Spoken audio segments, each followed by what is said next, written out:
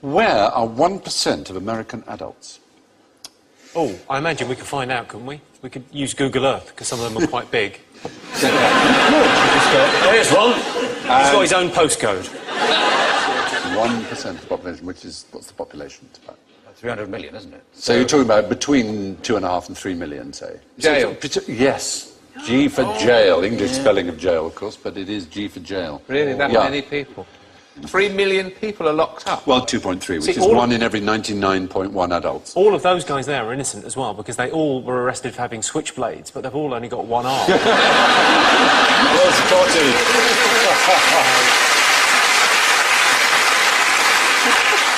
Proportionally, Americans in prison, more than twice as many as South Africans, more than 3 times as many as the Iranians, more than 6 times as many as the Chinese. No society in history has imprisoned more of its citizens than the United States of America. We do pretty well, though, don't we? We sort of top the European League. We're ahead of China, Turkey and India. Yes. Yeah, with 148 prisoners per 100,000.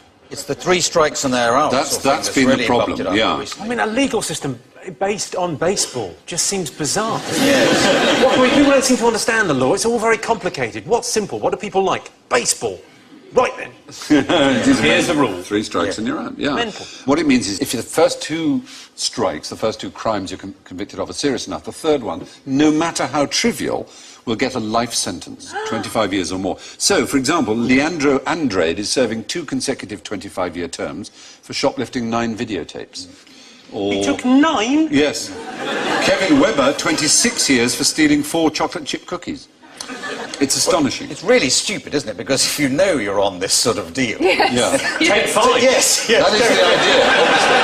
Do another murder. Do a bank job. There's no point... There's no point doing anything trivial. No, I know. Get caught. It is a bit bonkers. But the racial numbers are a bit worrying. And the gender numbers, it's 1 in 30 men aged 20 to 34 is behind bars. But for black males, that's 1 in 9. 1 in 9. There are more 17-year-old black people in jail than in college in America. So 5% of the world are American, 25% of all prisoners Isn't the real are American. controversy with this the business end of it? Well, that's true. It's also, as you say, right, it is a business. Because it's not just license plate, they make loads of stuff. Well, one of the things I should have said when talking about contraband is that you're not allowed to bring into America anything that's been made by forced labour or prisons. But in America, you could almost say, if you were so minded, that they've reinvented the slave trade. They produce, for example, 100% of all military helmets, ammunition belts, bulletproof vests, ID tags and other items uniform, 93% of domestically produced paints, 36% of home appliances, 21% of office furniture, which allows the United States to compete with factories in Mexico because, of course, obviously the workers can't refuse to work for 25 cents an hour. I'd very much like to say something hilarious, but something must be done. It is. It feels a bit more question-timey, this is. It is a bit amazing, isn't it? Yeah. It's extraordinary. Yeah. It's slavery by the back door. Exactly, wasn't it? Which is another video that I've got.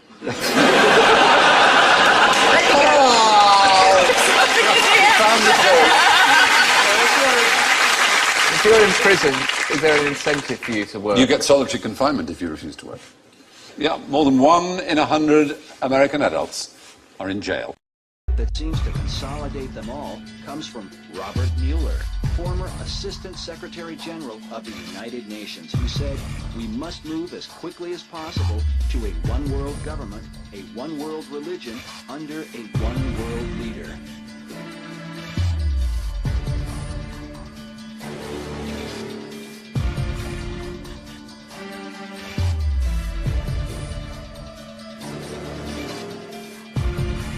Most troubling of all is this quote from Adolf Hitler. During the Second World War, he said, "National Socialism will use its own revolution for the establishing of a new world order."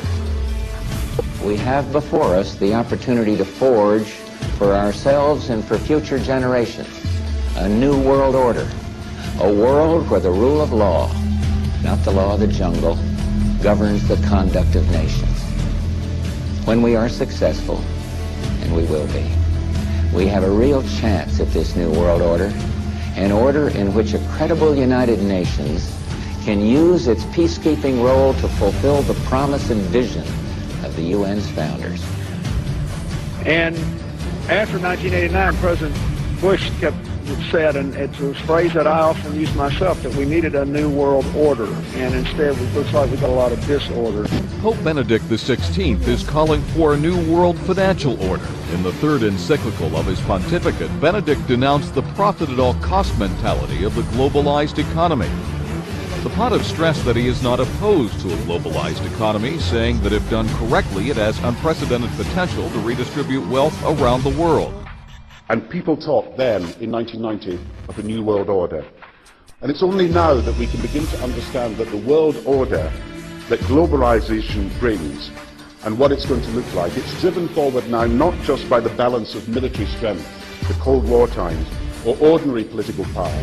It's being driven forward by a seismic shift in economic power that we see around us. A new world is emerging. It is a new world order. And the hope that each of us has to build a new world order. The way we're going to win over the long term is not just militarily. We've got to give them a stake in creating the kind of world order.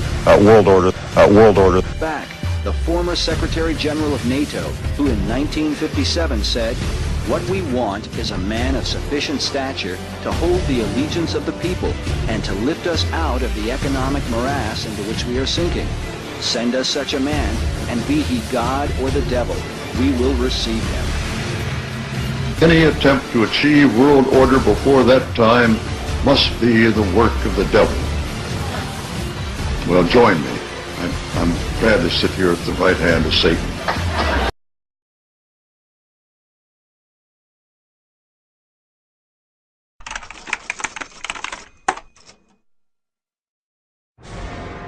President John F. Kennedy. Ladies and gentlemen, the very word secrecy is repugnant in a free and open society, and we are, as a people, inherently and historically opposed to secret societies, to secret oaths, and to secret proceedings. We decided long ago that the dangers of excessive and unwarranted concealment of pertinent facts far outweighed the dangers which are cited to justify it. Even today, there is little value in opposing the threat of a closed society by imitating its arbitrary restrictions. Even today, there is little value in ensuring the survival of our nation if our traditions do not survive with it. And there is very grave danger that an announced need for increased security will be seized upon by those anxious to expand its meaning to the very limits of official censorship and concealment. That I do not intend to permit to the extent that it's in my control. And no official of my administration, whether his rank is high or low, civilian or military, should interpret my words here tonight as an excuse to censor the news, to stifle dissent, to cover up our mistakes, or to withhold from the press and the public the facts they deserve to know. For we are opposed around the world by a monolithic and ruthless conspiracy that relies primarily on covert means for expanding its sphere of influence, on infiltration instead of invasion, on subversion instead of elections, on intimidation instead of free choice, on guerrillas by night instead of armies by day. It is a system which has conscripted vast human and material resources into the building of a tightly knit, highly efficient machine that combines military, diplomatic, intelligence, economic, scientific, and political operations. Its preparations are concealed, not published. Its mistakes are buried, not headlined. Its dissenters are silenced, not praised. Its dissenters are silenced, not praised.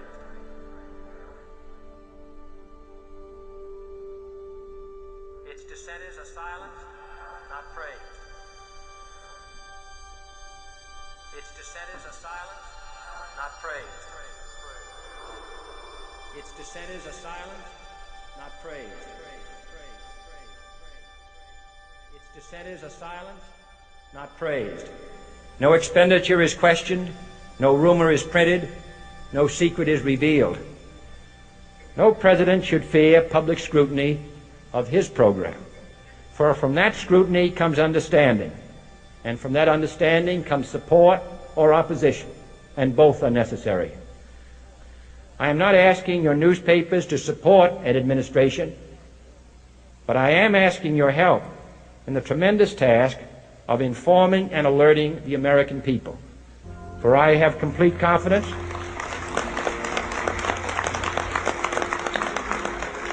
in the response and dedication of our citizens whenever they are fully informed. I not only could not stifle controversy among your readers, I welcome it. This administration intends to be candid about its errors, for as a wise man once said, an error doesn't become a mistake until you refuse to correct it. We intend to accept full responsibility for our errors, and we expect you to point them out when we miss them. Without debate, without criticism, no administration and no country can succeed, and no republic can survive. That is why the Athenian lawmaker Solon decreed it a crime for any citizen to shrink from controversy. And that is why our press was protected by the First Amendment, the only business in America specifically protected by the Constitution, not primarily to amuse and entertain, not to emphasize the trivial and the sentimental, not to simply give the public what it wants, but to inform, to arouse, to reflect, to state our dangers and our opportunities, to indicate our crises and our choices, to lead, mold, educate, and sometimes even anger public opinion. This means greater coverage and analysis of international news, for it is no longer far away and foreign, but close at hand and local. It means greater attention to improved understanding of the news, as well as improved transmission. And it means, finally, that government at all levels must meet its obligation to provide you with the fullest possible information outside the narrowest limits of national security. And so it is to the printing press, to the recorder of man's deeds, the keeper of his conscience, the courier of his news, that we look for strength and assistance, confident that with your help, man will be what he was born to be, free and independent.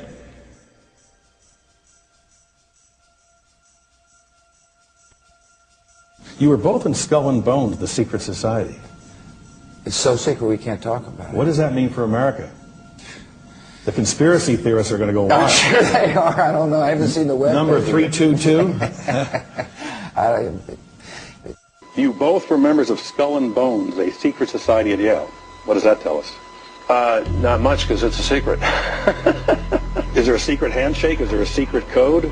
I wish there were something secret I could manifest. 322, a secret number? There are all kinds of secrets, Tim, but one thing is not a secret. I disagree with this president's direction that he's taking the country. We can do a better job, and I intend to do it.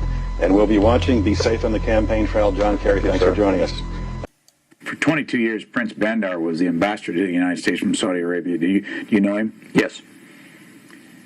We've also seen a lot of the friendship between Prince Bandar and George Herbert Walker Bush, and that President Bush 1, sent Prince Bandar to see his son in 1999 to advise him on running for the presidency.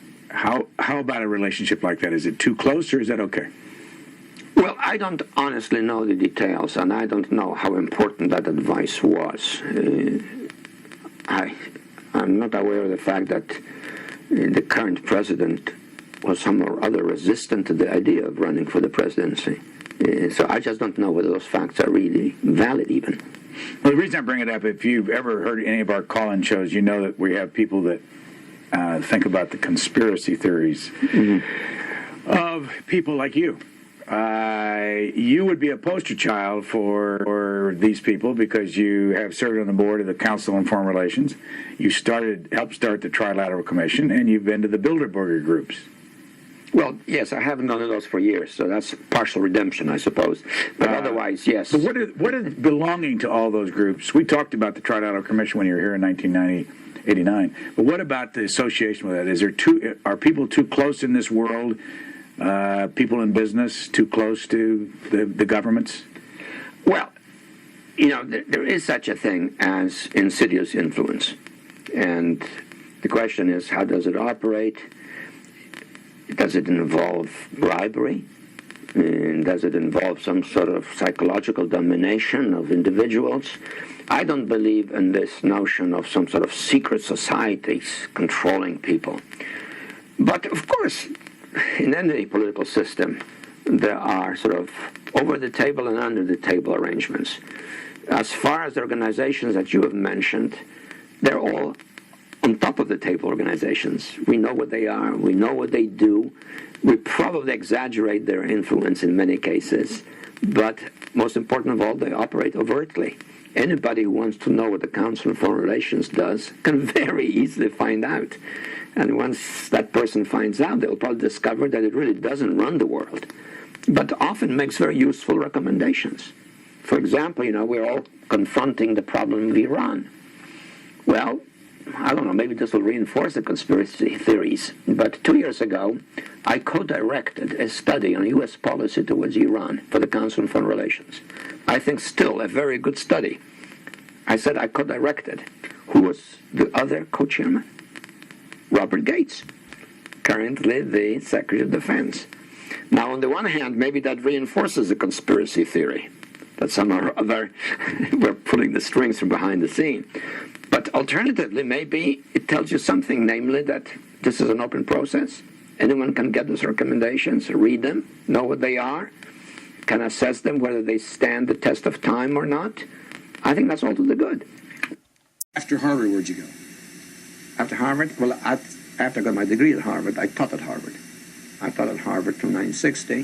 Then in 1960, I went to Columbia University and have been a professor there since then. But periodically, I have been involved in public affairs. So, for example, in the mid-60s, I was on the Policy Planning Council of the Department of State.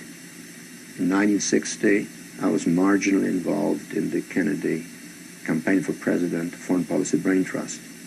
In 1968, I directed the Foreign Policy Task Forces for Vice President Humphrey when he was running for the presidency. In 1972, I became director of the Trilateral Commission, an American, Japanese, West European public organization. In 1976, I directed the Foreign Policy Task Forces for Jimmy Carter. Then I became his National Security Advisor for 4 years. Then I went back to private life, although in 1988, I was co-chairman with Ben Scowcroft and Henry Kissinger of the Foreign Policy Task Force for Vice President Bush. You mentioned something earlier that you've done that comes up right in the spot that you're sitting many times by our callers across the country, and that is a suspicion that there is a conspiracy afoot through the Trilateral Commission and the Council on Foreign Relations. You ran the Trilateral Commission for how long? About 3 years, I think. Something like that, 3 years. Not only did I run it, I helped to found it and organize it with David Rockefeller. So if any of our viewers are conspiracy-minded, here is one of the conspirators. Let's talk about it for just a moment. How big is it? How many people physically belong to the Trilateral Commission? When we first started it, and let me repeat again so the viewers will know what we're talking about. It's an American, North American, Western European, Japanese organization to promote closer contacts between these three regions of the world. And the commission is composed of private citizens, not government officials, who are leaders in the different sectors of society. So when we first started, we sought a commission of about 60 people. And initially, when I was first helping to organize it, we had a hard time recruiting those 60 people because it was a brand new idea, which the two of us had thought of, Rockefeller and I. Now we have 360 people with an enormous waiting list. It's been an eminently successful operation, obviously filling a major need for a community of dialogue and cooperation between these three regions. We're incidentally the ones who proposed originally the holding of the annual summit meeting of the industrial democracies. That was an idea that originated with us in the Trilateral Commission. 7-nation economic summit. Yeah. How do you become a member? You become a member by invitation issued by the respective executive committees of the Commission. The Commission has 360 members, a smaller executive committee. The executive committee has its own regional sort of identity. So if you want to be a member of the American one, the North American Executive Committee has to invite you. I say North American because this is both a Canadian and a U.S. activity.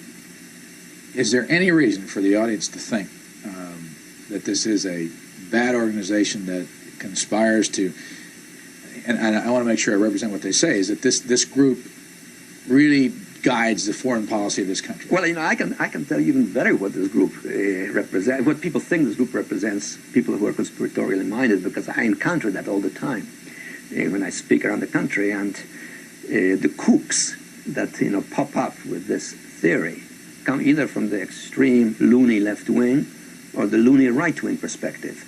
If it's a loony right winger, he will stand up and say, "You're a conspiracy of people who want to impose one world government and deprive us of our sovereignty." And if it's an extremely loony left winger, he'll stand up and say, "You're a conspiracy of rich capitalists who want to control the world for the sake of global profits."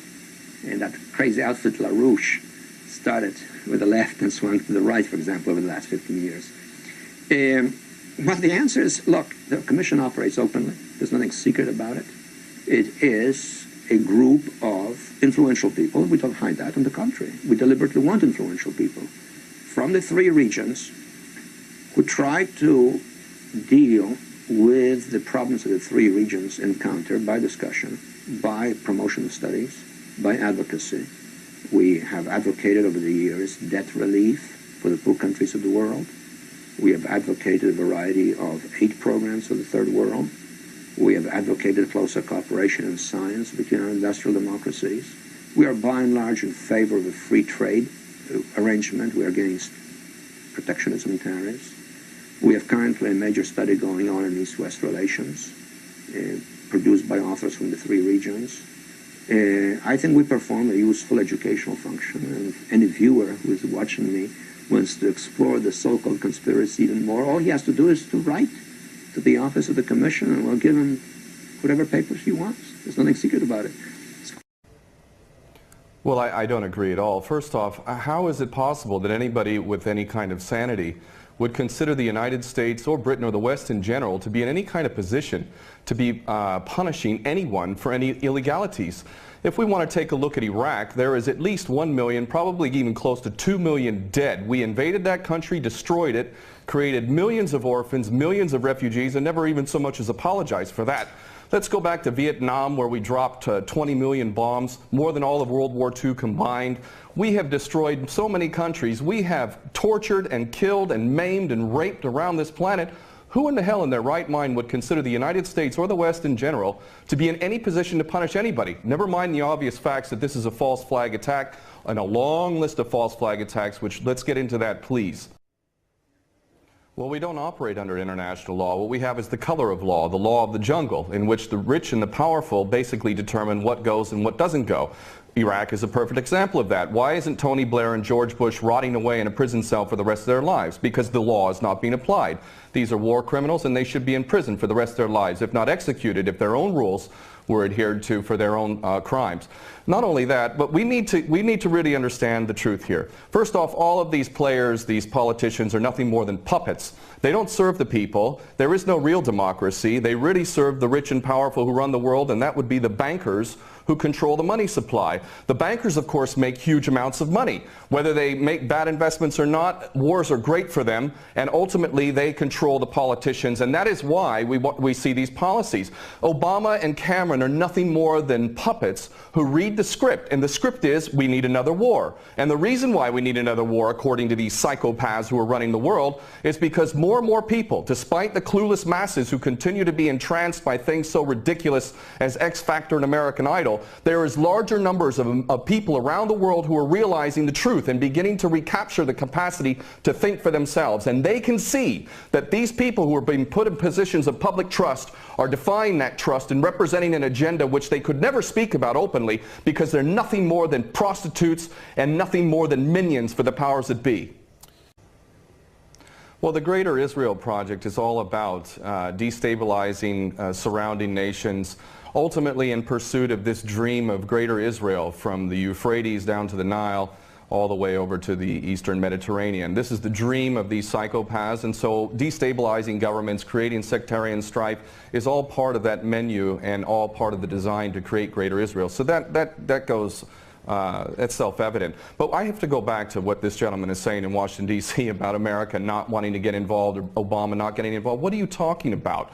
We have been arming people directly who are Al-Qaeda. Al-Nusra Front is Al-Qaeda. These people are psychopaths to the worst order. They're conducting suicide attacks. They're gassing people. We know, Carla Del Ponte said in May, that it was the so-called rebels in Syria that were using sarin gas, not the Bashar al-Assad regime. No, it was not. We know that the United States president is arming people who are on the U.S. terrorist list. He should be convicted of aiding and abetting, giving material support to a terrorist organization. But then again, you know what? We, the West, the United States in particular, Israel and Britain, are the biggest terrorists on the planet. So our little junior partners in Al-Qaeda, which is nothing more than a CIA database, thus the name Al-Qaeda, this is nothing more than a group of terrorists working together, each playing one different role, but all of them working together for the same goal, which is to maintain this hideous and sick and twisted, unjust world that we have, which is a perpetual state of war. Always one illusion, one boogeyman after another. But the fact is, Obama is nothing more than a puppet war criminal, just like his predecessor and every other U.S. president before him. So please don't tell people out there that the U.S. is not involved. It's directly involved, and it is arming people who are absolute psychopaths. Because the United States has never been interested in anything. Ken O'Keefe, go ahead. Has never been interested in anything other than war. The United States is in a perpetual state of war because the bankers control the politicians and they read the script as given to them by the banksters, and they make huge amounts of money off of this. What this gentleman is saying about the United States not wanting war, not wanting to get involved is like Iraq 2.0. It's a repeat of the same rubbish that was said, oh, we don't want war, war is a last resort. That's absolutely untrue. It's a lie. Those that are in government are nothing more than prostitutes who are carrying out the orders of those who are in charge of them, and those that are in charge want another war. And part of that is what we discussed earlier, the Greater Israel Project, to destabilize any Arab regime which might have any kind of autonomy and self-determination. Any regime in the Arab world that is not an absolute puppet cannot be tolerated. And who are the nations that we target? Those that are not puppets. We don't target those like the Saudi regime, which is the biggest human rights violator in that region. It's cutting off people's heads in public, cutting off hands. It is the most grotesque regime on the planet, and yet we give that regime weapons, and it's no problem whatsoever.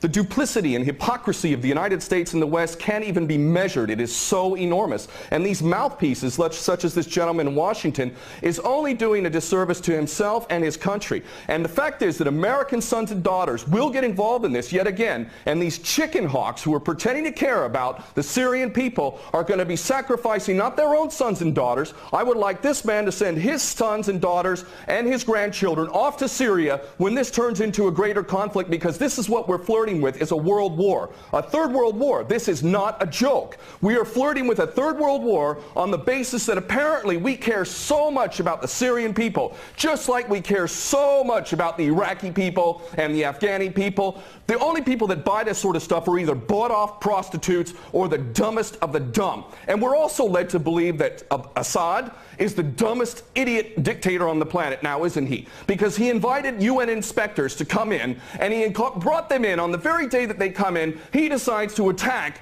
his own people 10 miles away from where the inspectors arrive. This is beyond ridiculous, and the only people that buy this, again, are bought-off prostitutes or the dumbest of the dumb. Well, there's no question that they don't intend for limited strikes, and that's not going to do anything. They want to go in full scale. That's the plan. Of course, they'll use pretext to be able to justify the initial attack, and then they'll concoct more things to justify a greater involvement.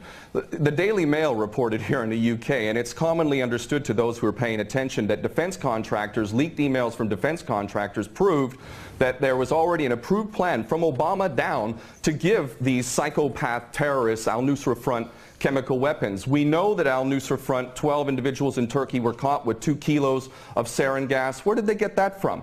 And this is, you know, clearly a false flag. We understand this to be true, and it's the only way that they could justify an attack at all. And I have to say, I'm happy that the gentleman in Washington mentioned Dempsey, General Dempsey of the Joint Chiefs, because I'll tell you what, more than anything else, it is the true American patriots, those who are sick and tired of having given up their life to basically serve the American dream, the American nation, the Constitution that they swore to uphold. It's those military men and women. It's you now. It's coming to you now. Are you a patriot or are you not? Are you going to let your nation descend even further into the chaos and corruption that has been so sick and so twisted that it's destroying American lives as well as the rest of the world, to the tune of 22 American servicemen a day who are committing suicide? Are you going to sacrifice more of your American sons and daughters for Israeli wars, for Zionist wars? Are you going to continue to do that because you are not a patriot? You are in fact aiding and abetting the terrorists you supposedly think you're fighting against.